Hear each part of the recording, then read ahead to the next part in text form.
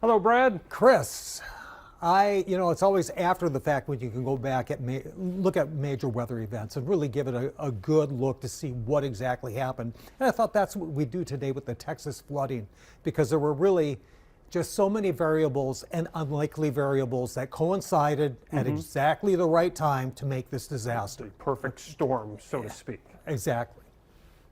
So just to recap, the flood has claimed at least 130 lives, more than 160 still missing, damage up to $22 billion between residents and infrastructure. So when you look back at this, the flood was a result of a very complex interplay of the atmospheric conditions, the terrain, and an unusual situation where you had really excessive runoff. So let's look at these one at a time, okay? This map, first of all, this drainage basin where the Guadalupe River is highlighted.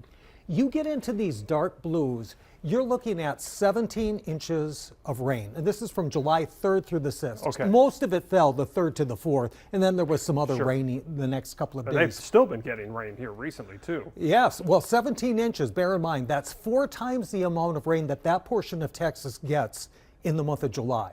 And it happened in a 24-hour period, most of it, okay? Right. So that's problem number one. Well, how can you get that much rain? 17 inches? Come on, how does that happen? Well, exceptional thermodynamic conditions directly contributed to the flood severity. This is the problem, Chris. As the atmosphere continues to warm, it can hold more water. And this time, with a lot of storms, you have a layer of warm air. But this was an exceptionally deep layer of unusually warm air. So all of that air is holding moisture. Up to 50% more than normal. So when it started falling as rain, there were a couple of problems with that. It's dumping 2 to 4 inches of rain per hour, much like we're seeing with some of the storms moving through here right now, okay? And they're very slow moving, so they're over the same spot, for hours on end. And that's why 8 to 10 inch totals were very common just from the main event, July 3rd into the 4th, delivering more than, get this, 15 billion cubic meters of water. That's roughly 3 feet by 3 feet by 3 feet, 15 billion of those cubes of water. It's just an astounding amount of water.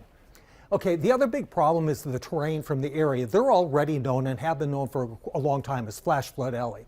And it has to do with the terrain of the upper Guadalupe River Basin, which amplifies the flow of water because of steep slopes, shallow soils, abundant limestone. Take a look at this map. So here's the Guadalupe River right in the middle, okay? Everything, so it's down in the canyon. Here's Kerrville. We saw so many pictures from Kerrville, okay? The darker the colors, the higher the elevation. These highest hills are roughly a half a mile high. Okay. So you're surrounded by half a mile slope on either side of you, and you're down in the valley. Slopes that don't hold water. Correct, it's shallow, limestone. like you said. Limestone is only 3% porous. In other words, 97% of the water has to run off. Glass, it's going to run right off. Correct. So it's all just rushing, and as it goes through these narrow canyon passages, the volume is accelerated. Okay, so those are some of the problems. There was another big unlikely event that happened before the flood.